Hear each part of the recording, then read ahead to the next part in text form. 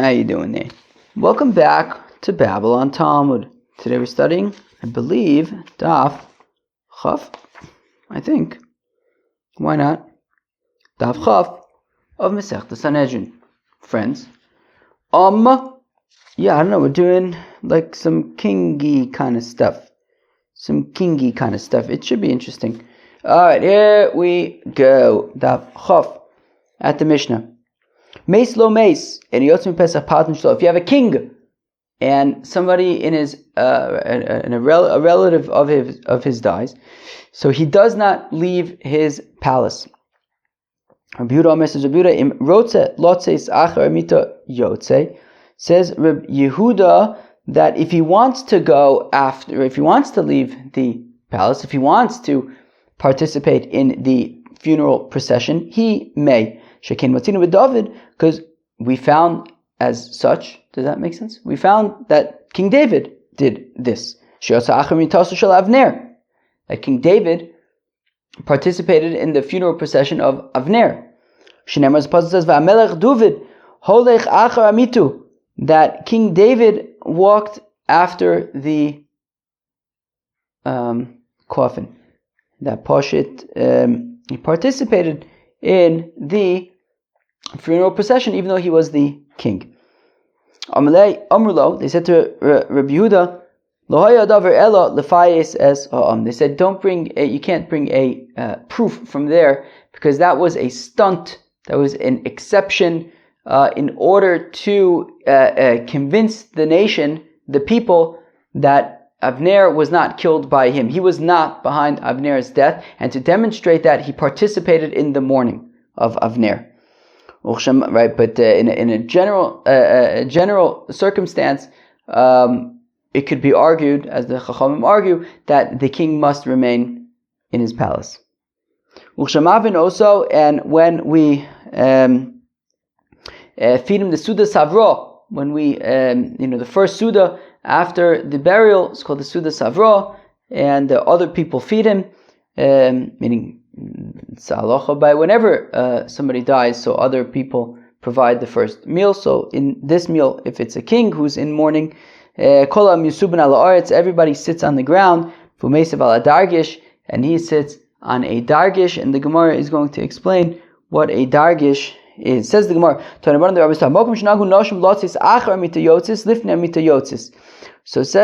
said in a brayse that depending on the minig amokim, in some places the minig is that the women go after the coffin, and in other places the minig is that the women go in front of the coffin, and either one is completely acceptable.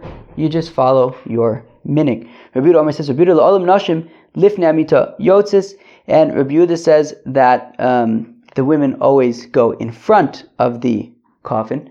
Because we find by King David that he went behind the coffin of Avner, so he would not have been with the women. So Memele, it must mean that the women were in front of the coffin. Shneimar, as the apostle says, David that King David was going behind the coffin. So therefore, Memele, the women must have been in front. Amrulo, so the rabbi said to Rabbi Yehuda, but no, it's not a proof. It's not a good proof that the women are in front of the coffin, because meaning the fact that David Melech was behind the coffin doesn't necessarily prove that the women were in front of the coffin, because this was entirely a stunt. I mean, stunt is a little bit negative, but it was entirely kind of, the idea was to convince the nation, the people, everybody, men, women, everybody, that he was not behind the death of Avner. And they were convinced. Because King David was going from the men to the women, and he was going from the women to the men. So he was going everywhere in order to convince everyone that Avner's demise was not his doing. Shneimar, as the apostle says, Vayedu kol ha'am, and all the people knew v'choisa, and all the Israelites, kiloisa me'melech lamesis Avner, that it was not the king's scheme to kill Avner. Darashover of Adarshan, Ma'adichse, what does the pasuk mean? Vayavo kol ha'am lehavros es David, that the entire nation came to Havros David to do like Sudas Havra, to provide food, a meal for King David after the death of Avner. Ksiv lehachros v'koinon lehavros. So initially it says leachros, but then it says lehavros. No, wait, what? No. Lehavros is ksiv leachros. It's written leachros v'koinon lehavros, but we read it lehavros. Now the fact of the matter is, actually, the truth is, it actually says lehavros. It's written lehavros, but anyways, initially they came to cut him off, i.e. they were very upset with him, but ultimately they realized that he was not behind Avner's death, and they therefore came to feed him and provide him with the Sudas Havra. How come Avner was punished? Because he should have protested against Shaul, because Shaul killed Nov Ir Kehanim, Nov, the city of the priests, and Avner should have said, "Hey, why are you doing that for?" But he didn't. That's why he was punished. Rav Yitzchak says, Rav Yitzchak Micha, he did protest, Velo Nena, but he was ignored. He wasn't heeded. And both Rav and Rabbi Yitzchak are darshaning the Zelba pasuk, the same pasuk. Vayikonin HaMelech el Avner, that King David lamented about Avner, like he wailed out about Avner. Vayomer, he says, "Akamois novel yomus, must he die the death of a despot?" I don't know if that's the best word to translate it, but that's what I got. Hakimos novel yomus Avner. Should Avner die the death of a despot? Yodecha lo asuris v'aglecha lo linchushtaim hugashu. So your hands were not bound and your legs were not shackled. So Mando Amar lo micha. So according to Rav, who says that Avner did not protest against Shaul, hachikam. This is what the pasuk. This is how to understand the pasuk. So meaning he was punished for not protesting. So Yodecha lo asuris nu, your hand. It's not like your hands were bound. It's not like your legs, your feet were shackled. My time lo machis. Why did you not protest against Saul? And therefore, kinfol lifnei pnei avla nofalta. Therefore, you fell like before the people of Avla, bad, crooked stuff. And according to Yitzchak, who says that he did protest, but his protest was not heeded, Ismahuye mitama. So this one I think is a little bit more tricky for me to translate, but basically, King David was sort of asking in astonishment. Hakemos novel yamus. Why should Avner die like the death of a despot? Yodecha lo asuris. After all, your hands were not bound, meaning, I think the point is like, you were using your hands in order to protest, and your feet were not shackled, you were using your feet, you were doing everything you could to protest. And therefore, I don't understand, says King David, you protested. My time can fall lifnei bnei avla nofalt. How come then you were subject to the death of a despot? Leman de Amar Micha, my time anish. Now, so according to Rabbi Yitzchak, who says that Itaka did protest, well then why was he punished? Amar Nachman bar Yitzchak Shesha Malchus Beis David Shtei Shanim v'Mechza. Because by supporting Mepiboshes, his bid for kingship, he delayed the kingship of King David by 2.5 years. Uchshamavin also chule, and okay, Azoy.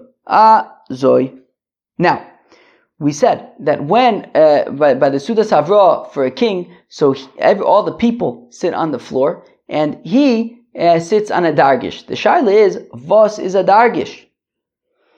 My dargish What is a dargish? Omar Ula, says Ula, Arsa de God. Ula says it is a good luck bed. Azoy.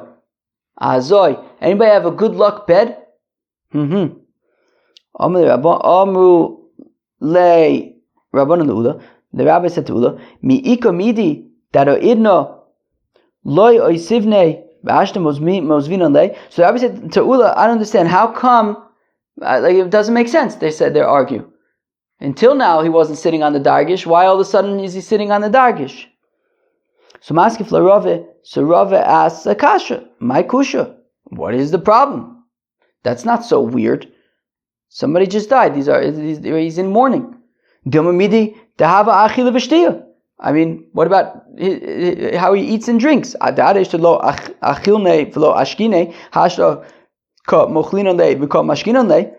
Right? After all, it's right. Normally, people aren't just coming over and bringing him food, but now they are because Suda Savra. And therefore, I can argue, normally you don't sit on the good luck bed, but now he does.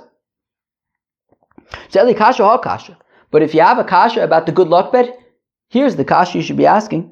Dargish eino tzarich lichposo ela zokfo. That a dargish, right, because when somebody dies, he flips over all the beds in the house. But a dargish, you don't flip it over, you just stand it upright. But if it enters your mind that it's a good luck bed, why not flip it over like every other bed? After all, we're learning that somebody flips over his bed. He's not just flipping over his bed. He flips over all the beds now. So why not flip over the good luck bed too? Why stand it up? If it's just a good luck bed, flip it over. So my kosher, what's the shayla there? Maybe it's like a bed that you usually use for vessels. The Katani that it teaches that if it's a bed that is specific for vessels, that one you don't have to flip over. So here also, if it's a good luck bed, it's a special kind of bed, you wouldn't have to flip it over. Eli kasha akasha. Rather, this is the question. And rather, if you have a question about the good luck bed, it's the following. Right?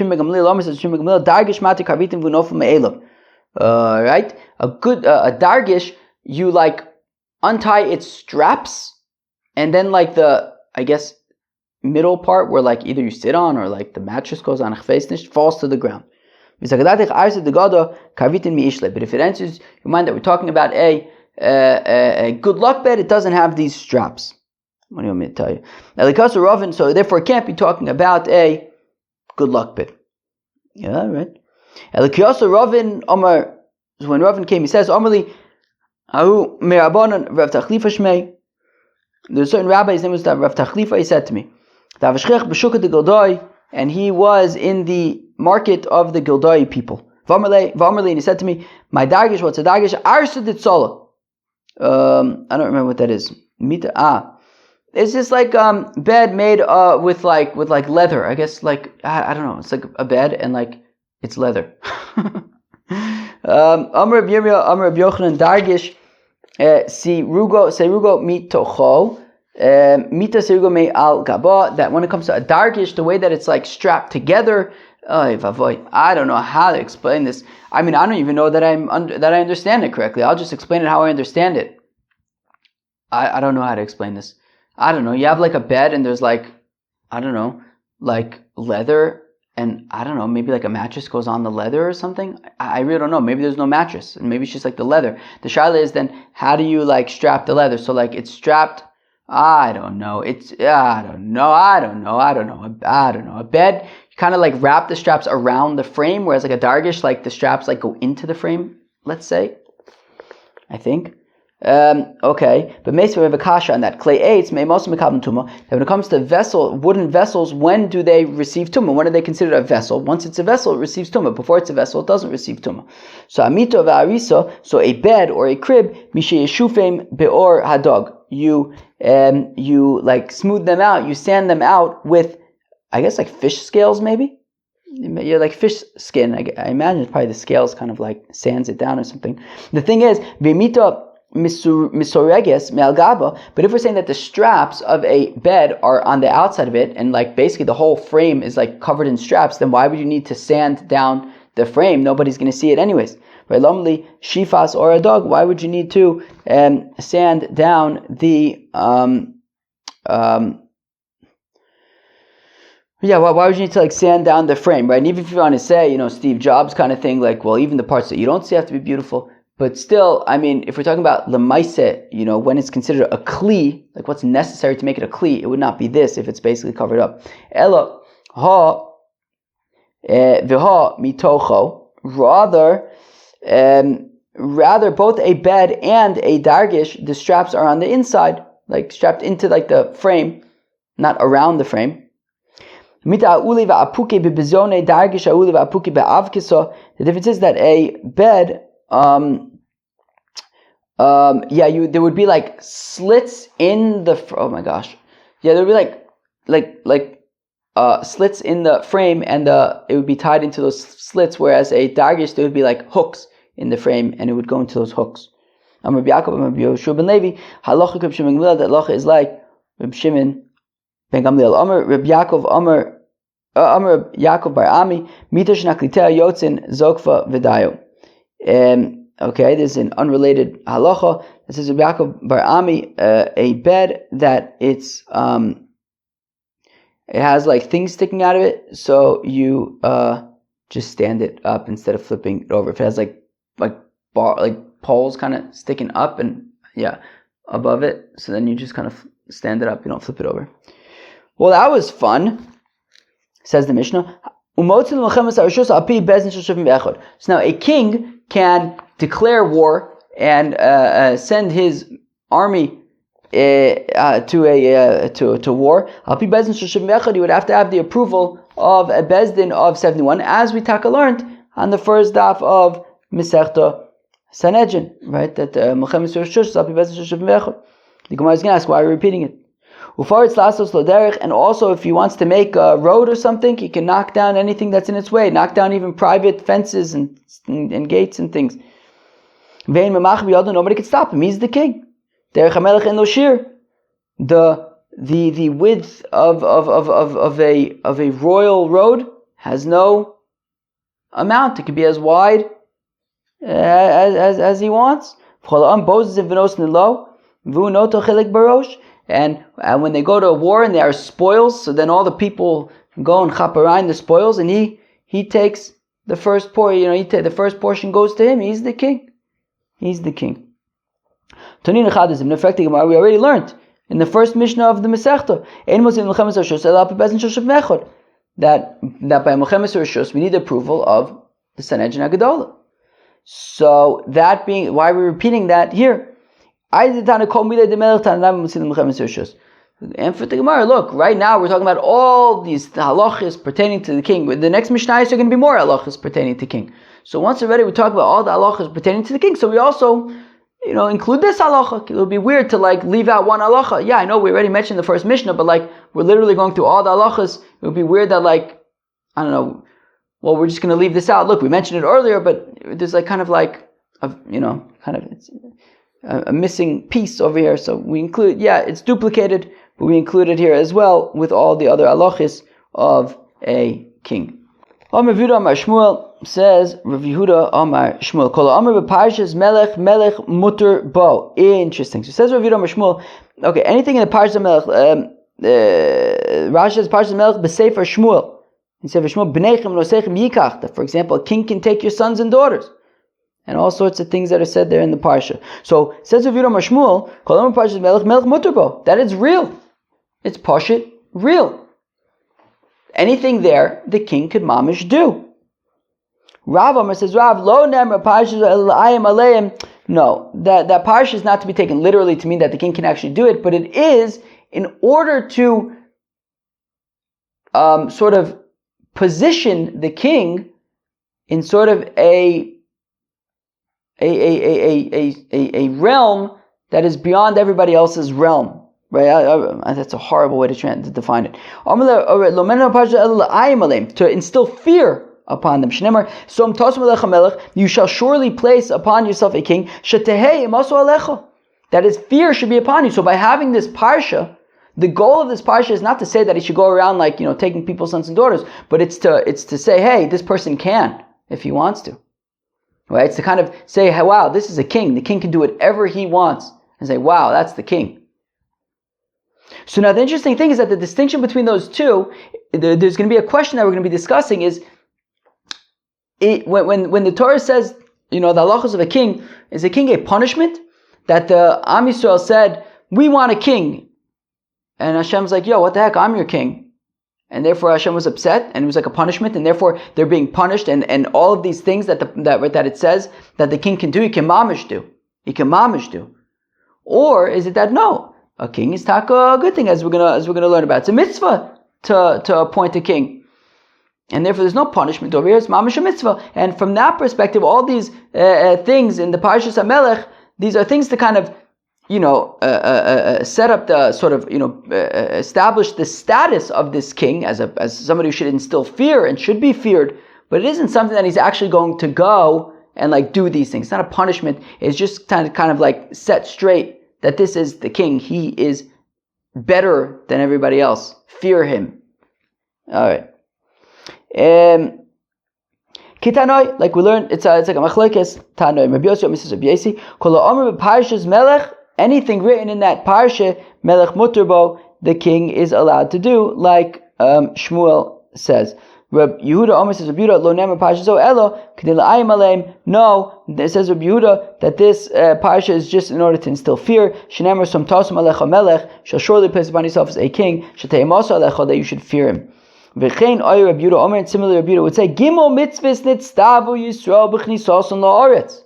There were 3 mitzvahs that the Yidden were commanded to do when they entered in to Eretz Yisrael. Lamed lo'ay melech, to appoint for themselves a king.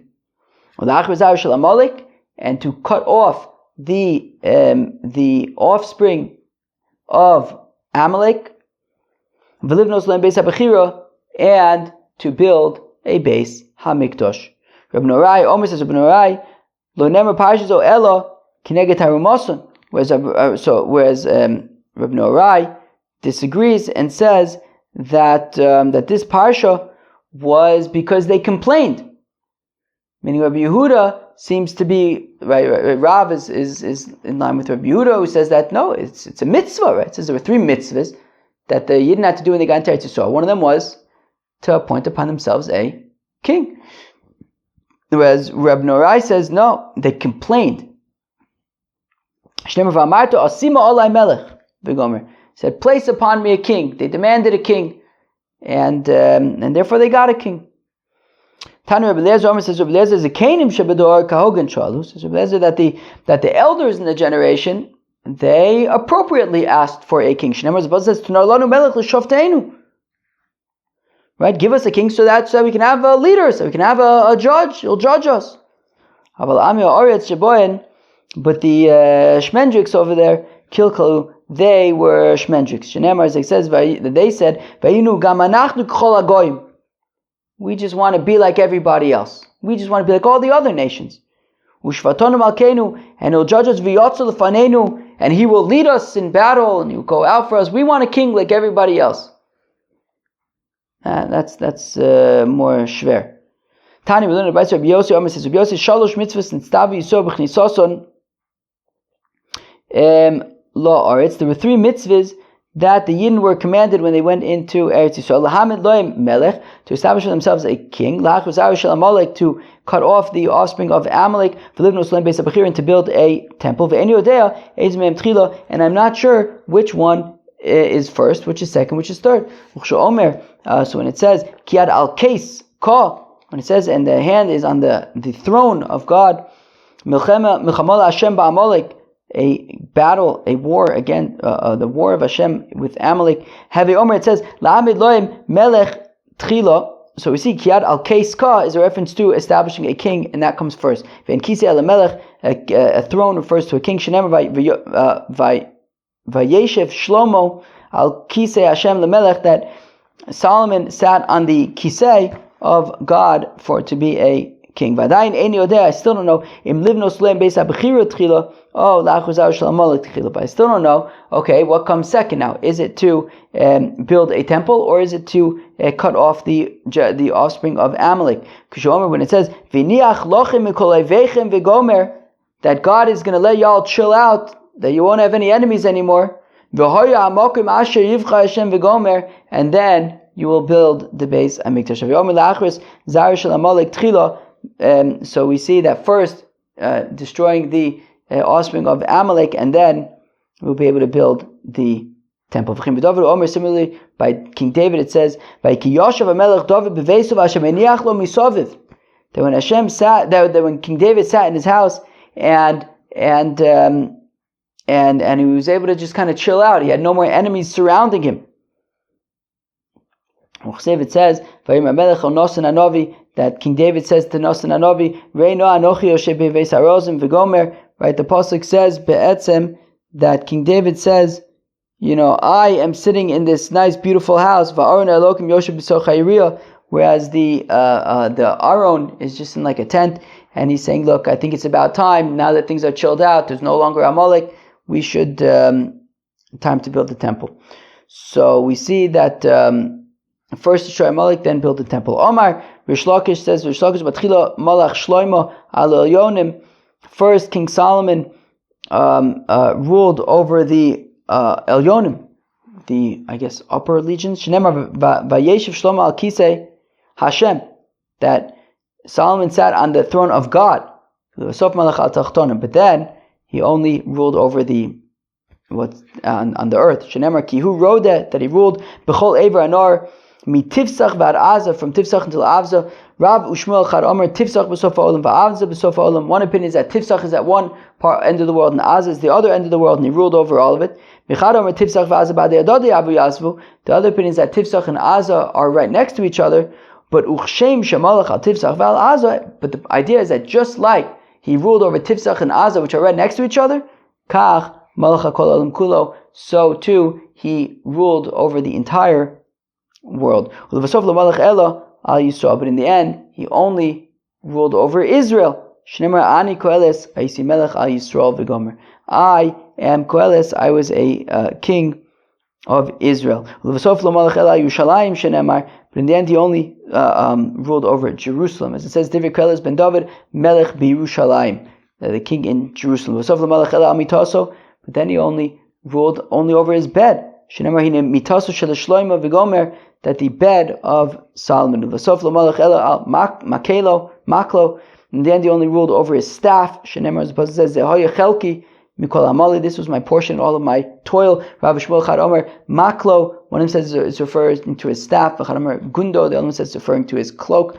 Okay, so basically, initially King Solomon was ruling mamish, the heavens, the earth, everything, and then it kind of then only became the earth, and then only Israel, then only Jerusalem, his bed, etc. Just kind of like got more and more limited. Hadar or lo hadar? The shaila is, did he ever return to? Right, did it ever go back to his greatness?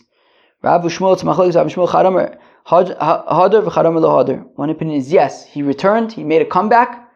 The other is he did not. Madamer lo hadar. According to opinion, says he did not make a comeback.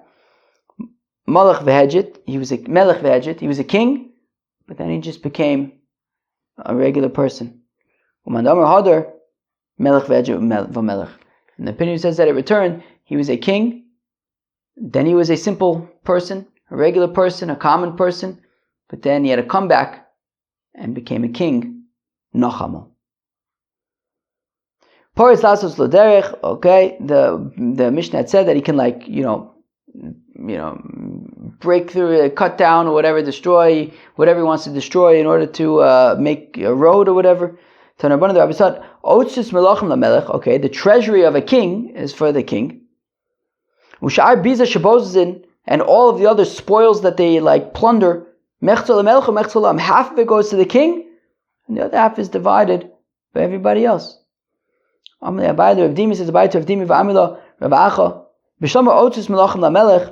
I understand that the treasury of the king is for the king. Okay, Orcha de Milsa, that makes sense. His treasury is his. And how do we know that all of the other spoils, half goes to the king, half goes to everybody else? How do we know that he gets half of it? The Pasuk says, the Pasuk says by Shlomo that they anointed him to be the Nagid, to be the king, and he's juxtaposed to Tzaddik, the Kohen Gadol. Makish, Tzaddik, the Kohen. Now, was he the Kohen Gadol? I don't know. Makish Nogid the Tzaddik, but we're comparing. Yeah, I guess he must have been the Kohen Gadol. So we compare the ruler, the king, to the Kohen Gadol. Matzadik mechzalo mechzala echov. Just like a Kohen Gadol gets half of the showbreads, and then the others divide the rest. Af Nogid, also the king mechzalo, he gets half of the spoils mechzala echov, and the rest goes to everybody else. V'tzadik gufei minol. And how do you know that the Kohen Gadol gets half of the showbreads? The Tanya, the Rebbe Yomi says, Rebbe Vaisel Aharon Levanov mechzala Aharon mechzala Levanov. It will be to Aharon and to his children. Half of it goes to Aharon, the Kohen Gadol, and then the rest of it is divided among the other Kohanim. Friends, that was Daf Chof of Masechta Sanhedrin. We talked about a king when he's in mourning. Can he leave the palace? Can he not leave the palace? We talked about David and Avner. We talked about a Dargish, and then we talked about the mitzvahs when the Yidden got into Eretz Yisrael to appoint a king, to destroy Amalek, to build the Beis Hamikdash. Very interesting stuff. Peace out.